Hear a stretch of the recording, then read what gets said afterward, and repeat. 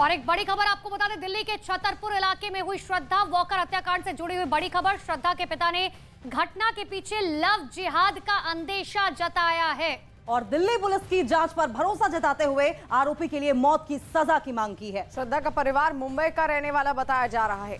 तो बड़ी जानकारी आपको दे रहे हैं, जो श्रद्धा के पिता हैं अब वो इस बात का अंदेशा जता रहे हैं कि ये पूरा मामला लव जिहाद से जुड़ा हुआ है।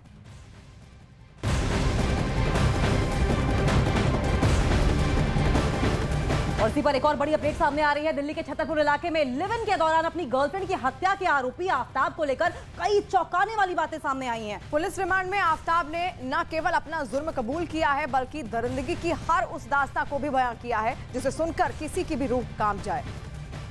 दुनिया से बगावत की वही शख्स उसका कत्ल करने के बाद अय्याशी कर रहा था।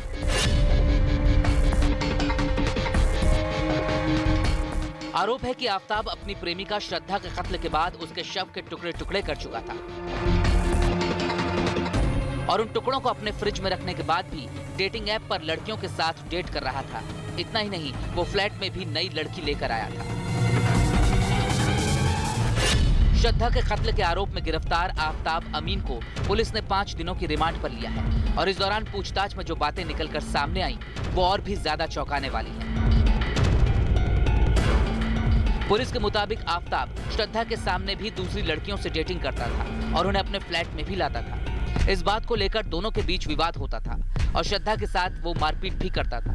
इसलिए कुछ महीने पहले श्रद्धा ने अपने दोस्त को फोन कर रिश्ते से बाहर निकलने की बात कही थी। प्लीज यहाँ मेरे घर पे आ जा, मुझे बाहर लेके जा। अगर आज रात को मैं इसके साथ घर पे रही तो ये मुझे मार डालेगा। ऐसा भी झगड़ा हुआ है उनके बीच में और हम दोस्तों ने मिलके उसको उसके घर से उस दिन बाहर भी निकाला था और आफ्ताब को वार्निंग भी दी थी कि हम पुलिस के पास जाने वाले हैं। बट उस टाइम पे श्रद्धा के कमिटमेंट्स को या फिर उसके जो बातें थी उसको रिस्पेक्ट करते हुए हमने बोल दिया कि इसको हम पुलिस में नहीं कर रहे, बिकॉज उसने मना किया। श्रद्धा जब मुंबई से आफ्ताब के साथ दिल्ली आई तब वो उससे शादी कर अपनी जिंदगी संवारना चाहती थी, लेकिन दिल्ली में आफ्ताब की हकीकत सामने आने के बाद उसे अब रिश्ते में ही घुटन हो रही थी। लेकिन इससे पहले कि वो खुद को अलग कर पाती, उसका कत्ल हो गया। आरोप है कि आफ्ताब ने कत्ल करने के बाद उसके शव के 35 टुकड़े किए और उन्हें मेहरौली के पास जंगल में अलग अलग जगह पर फेंक दिया। छतरपुर का ये वो जंगल का इलाका है जहां दूर दूर तक घने पेड़ दिखाई दे रहे हैं। हमारे ही पीछे में दूर पर कहीं कुतुब मीनार है और इस तरफ में छतरपुर का बेहद खास रिहायशी इलाका है। लेकिन माना यह जा रहा है कि जो आरोपी 6 महीने पहले हत्या करके श्रद्धा के शरीर के कई टुकड़े करके जंगल के इन्हीं इलाकों में कई अलग अलग पॉलीथीन में पैक करके फेंक रहा था, उसके कई ऐसे टुकड़े पुलिस ने बरामद भी किए हैं। हालांकि चुनौती ये है कि उन्हें अब ये सिद्ध करना होगा कि क्या ये श्रद्धा के शरीर के टुकड़े हैं। कई और ऐसी चीजें यहाँ लगातार पुलिस छानबीन में जुटी हुई है।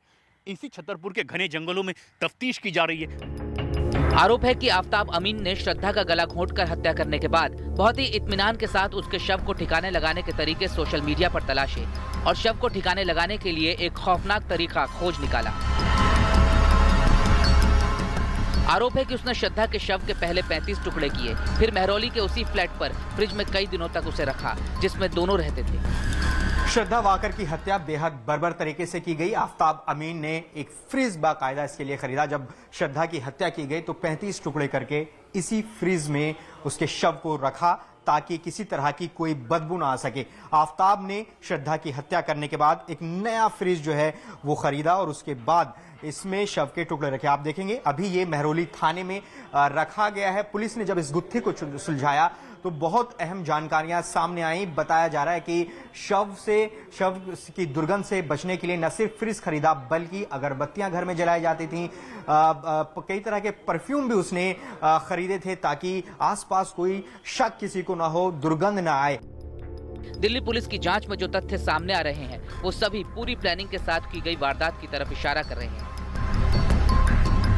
हत्या करने के बाद श्रद्धा के शव को बाथरूम में रखा, खून से सने फर्श को धोने के लिए गूगल पर सर्च किया, सल्फर हाइपोक्लोरिक एसिड से फर्श को साफ किया जिससे फोरेंसिक जांच के दौरान डीएनए सैंपल ना मिल सके। गूगल पर शव के टुकड़े करने के बारे में भी सर्च किया, खून से सने कपड़ों को एमसीडी का कूड़ा उठाने वाली गाड़ी में फेंका।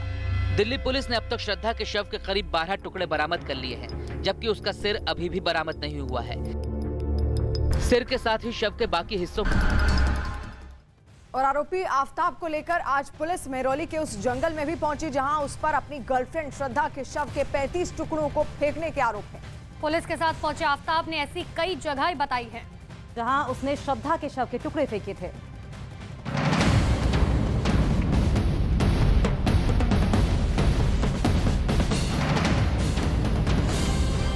पूछताछ पुलिस लगातार कर रही है। 5 दिन के पुलिस कस्टडी में आफताब, और ये देखिए यहां से पुलिस लेकर के गई है और आफताब से लगातार पूछताछ की जा रही है। जिस तरह से पुलिस का भी ये दावा है कि आफताब ने अपना जुर्म कबूल किया है और बार बार वो अंग्रेजी में सिर्फ इतना कह रहा है, यस आई किल्ड हर।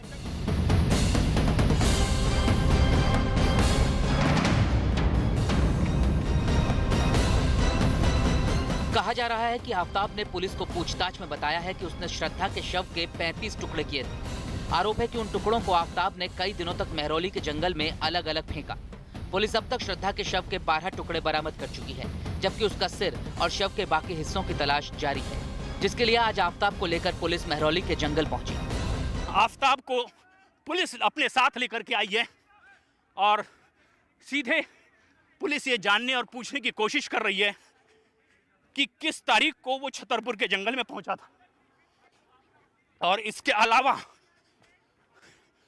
कई ऐसे इलाके हैं जहां पुलिस उसे लेकर के भी जाएगी।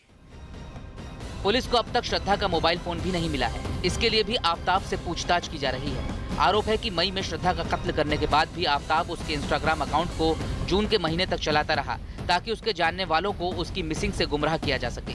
इसके बाद उसने मोबाइल फोन को फेंक दिया। सबूतों की पड़ताल के लिए फिलहाल पुलिस ने छतरपुर के उस फ्लैट पर ताला डाल दिया है जहां आफताब ने खौफनाक वारदात को अंजाम दिया था। इस वक्त मैं उसी घर में मौजूद हूँ और सीधी तस्वीरें मैं आपको दिखाने की कोशिश करती हूँ। देखिए, इस पूरे कमरे को अगर आप देखेंगे तो आपको सिर्फ और सिर्फ आफताब के कुछ कपड़े यहाँ पर लटके हुए नजर आएंगे। ये देखिए, घर के अंदर की तस्वीरें हैं। फ्लोर बिल्कुल आपको खाली नजर आएगा। सामान कुछ इधर उधर बिखरा हुआ है। एक टेबल एक तरफ पे आपको नजर आएगा। और ये देखिए, ये आपको वो फ्रिज का पैनल नजर आएगा। देखिए, ये वो फ्रिज था जहां पर उसने उन 35 टुकड़ों को रखा था। ये इसके ऊपर फ्रिज रखा हुआ होता है। देखिए, अभी एविडेंस के लिए पूरा रूम जो है वो फिलहाल बंद कर दिया गया है। पुलिस को अभी उस हथियार की भी तलाश है जिससे आफताब ने अपने फ्लैट पर श्रद्धा के शव के 35 टुकड़े किए थे। सोमवार को दिल्ली पुलिस ने फ्लैट में छानबीन की थी और उस फ्रिज को बरामद किया था जिसमें आफताब अपनी प्रेमिका श्रद्धा के शव के टुकड़े रखता था, लेकिन वो कटर मशीन अभी तक बरामद नहीं हुई है। तो छतरपुर के जिस फ्लैट पर श्रद्धा का बेरहमी से कत्ल किया गया, उस फ्लैट में आफताब 15 मई को शिफ्ट हुआ था और अगले दिन श्रद्धा को लेकर वो वहां पर पहुंचा था और 18 मई को श्रद्धा का कत्ल हुआ। आरोप है कि श्रद्धा के कत्ल के बाद 19 मई को आफताब मेहरौली से आरी और फ्रिज खरीद कर लाया। अब तक दिल्ली पुलिस को स्मशान घाट रोड नाले के पास कूल्हे का एक पार्ट मिला है और सिर्फ इसी पार्ट से ये पता लग रहा है कि ये इंसान का है और महिला का है। पुलिस को शव के ज्यादातर हिस्से कंकाल के रूप में मिल रहे हैं, जिनकी शिनाख्त के लिए फॉरेंसिक की अब मदद ली जाएगी। बड़ी बात यह है कि पुलिस ने आरोपी आफताब से आरी की जानकारी नहीं जुटाई है अभी तक, जिससे श्रद्धा के शरीर को टुकड़े किए गए थे।